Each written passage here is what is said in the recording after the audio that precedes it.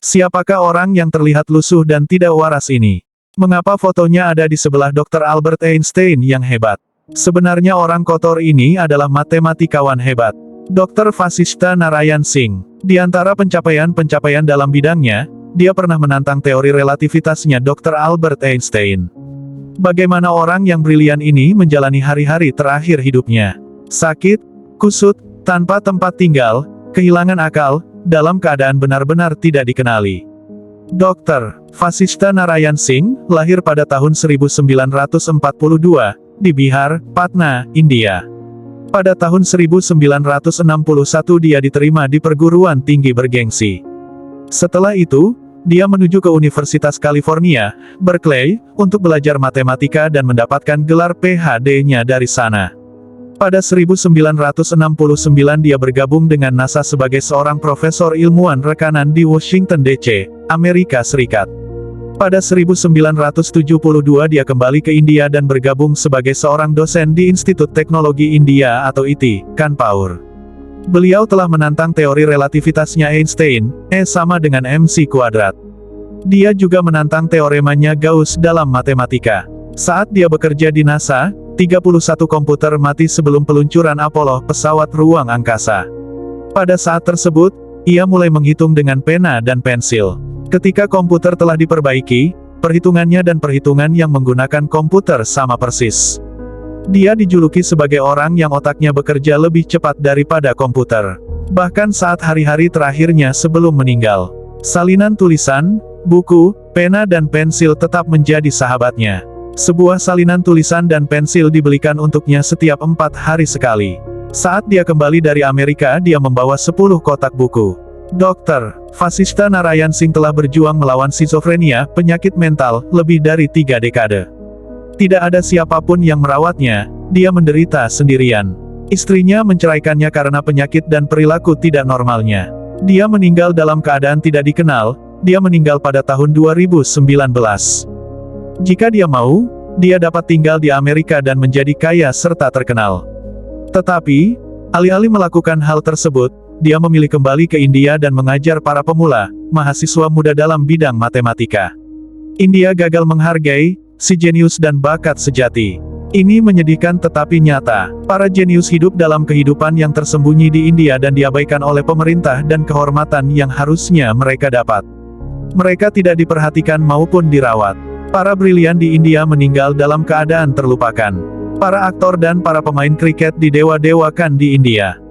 Namun, tidak ada yang peduli tentang pemikir brilian seperti Dr. Vasistha.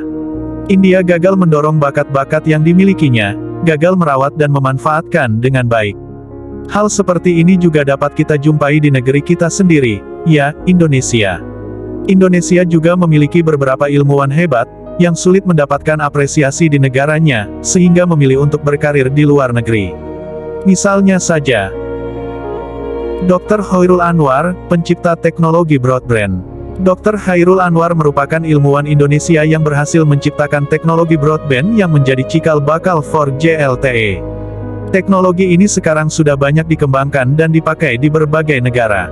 Salah satu ciptaannya berupa teknik transmisi wireless dengan 2 buah Fast Fourier Transform atau FFT, bahkan juga mendapatkan penghargaan dari IEEE Radio and Wireless Symposium, RWS pada tahun 2006 di California. Khairul Anwar awalnya berkeinginan menjadi dosen dan peneliti di Indonesia. Sayangnya ketika diinterview salah satu stasiun TV swasta nasional, secara tak langsung ia mengatakan bahwa pemerintah Indonesia kurang menghargai karya anak bangsa termasuk ciptaannya, dan lebih suka membeli produk jadi dari luar. Dr. Khairul Anwar merupakan lulusan terbaik ITB tahun 2000, dan melanjutkan pendidikan S2 dan S3, di Nara Institute of Science and Technology di Jepang. Diketahui ia kembali ke Jepang dan bekerja sebagai asisten profesor di School of Information Science Japan Advanced Institute of Science and Technology atau JAIST. Dr. Warsito Petaruno, pencipta ECVT dan alat pembunuh kanker. Dr. Warsito merupakan ilmuwan Indonesia yang menyelesaikan pendidikan S3 di Shizuoka University di Jepang tahun 1997.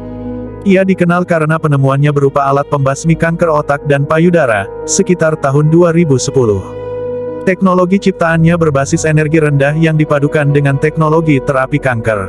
Sayangnya, ia tidak mendapatkan izin dari Lembaga Kesehatan Indonesia atau LSI, ketika ingin membuat produk tersebut secara massal di Indonesia. Ia kemudian kembali ke Jepang dan ciptaannya mendapatkan apresiasi yang besar di negeri Sakura itu. Teknologi Dr. Warsito bahkan kini juga sudah digunakan di berbagai negara seperti Malaysia, China, Amerika Serikat, Singapura, Eropa, Taiwan, dan India. Randall Hartolaksono, penemu pemadam api ramah lingkungan. Randall Hartolaksono merupakan penemu asal Surabaya yang berhasil menciptakan pemadam api ramah lingkungan dengan kulit singkong. Saat masih kuliah, Randall yang mengemban pendidikan di University of London jurusan teknik mesin, sedang meneliti saripati kulit singkong untuk bahan pelumas engsel robot. Randall lalu melakukan penelitiannya sendiri dan berhasil menciptakan bahan pemadam api ramah lingkungan. Penemuannya mendapat pengakuan dan apresiasi yang luar biasa dari berbagai negara, bahkan ciptaannya digunakan dalam beberapa produk mobil di dunia seperti Ford sampai Petronas. Sayangnya tidak satu pun penelitian Randall yang mendapatkan lisensi atau sertifikat uji standarnya di negara ini, Indonesia. Muhammad Nurhada, penemu kompor ramah lingkungan. Muhammad Nurhada merupakan penemu sekaligus dosen di Universitas Brawijaya, Malang. Nurhada dikenal karena berhasil menciptakan kompor yang hemat bahan bakar dan ramah lingkungan, karena berbasis biomasa yang emisi gas buangnya jauh di bawah ambang batas, yang ditetapkan oleh Badan Kesehatan Dunia, WHO. Kompor yang ia ciptakan tersebut diberi nama kompor biomas UB03. Bila dibandingkan dengan kompor berbahan bakar minyak tanah, kompor buatan Nurhada jelas lebih hemat bahan bakar.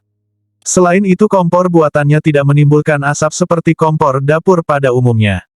Sejak dikembangkan tahun 2008, sayangnya penemuan buatan Nurhada kurang laku di Indonesia.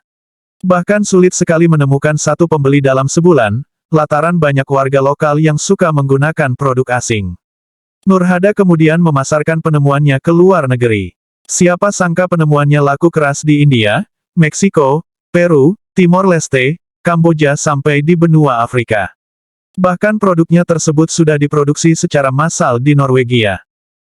Masih banyak lagi ilmuwan asal Indonesia yang berhasil menemukan alat-alat canggih, sayangnya apresiasi dari pemerintah Indonesia kurang memadai, agar penelitian itu berhasil diterapkan oleh masyarakat luas.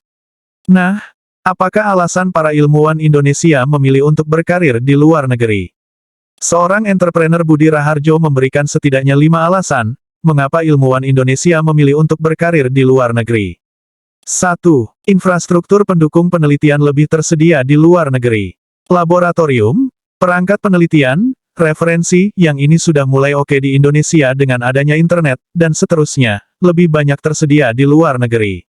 2. Dana penelitian lebih banyak di luar negeri. Dana penelitian dari pemerintah sangat terbatas sehingga penelitian difokuskan kepada bidang-bidang tertentu saja. Pemilihan bidang atau topik penelitian juga membingungkan, apakah terapan karena dibutuhkan di Indonesia, atau teoritis. 3. Administrasi penelitian di Indonesia lebih rumit. Sebagai contoh untuk beberapa tahun, saya tidak dapat menjadi peneliti utama karena tidak memiliki NIDAN atau nomor induk dosen nasional. 4. Orang pintar di Indonesia diharapkan melakukan hal-hal lain di luar bidangnya, misalnya menjadi ketua RT, RW, di luar lingkungan kantor, kalaupun di perguruan tinggi, dipaksa untuk menjadi kepala ini dan itu seperti ketua prodi, dekan, rektor, dan lain-lain, yang mana ini akan menghabiskan waktu dan pikiran. Akibatnya penelitian menjadi terbengkalai. Kebanyakan perguruan tinggi di Indonesia sebenarnya adalah teaching university, yang mana fokus utamanya adalah mengajar. Itu fokus mereka, karena pendapatan utamanya adalah dari uang sekolah mahasiswa. Maka sesungguhnya, penelitian itu dilakukan secara serampangan, abal-abal, atau asal ada saja.